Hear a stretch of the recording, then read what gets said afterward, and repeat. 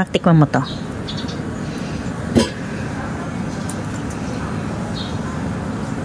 Sarap. Masarap. Hindi masyado matamis.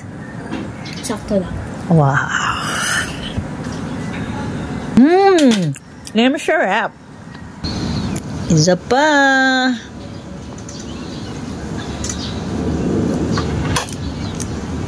Sarap niya talaga.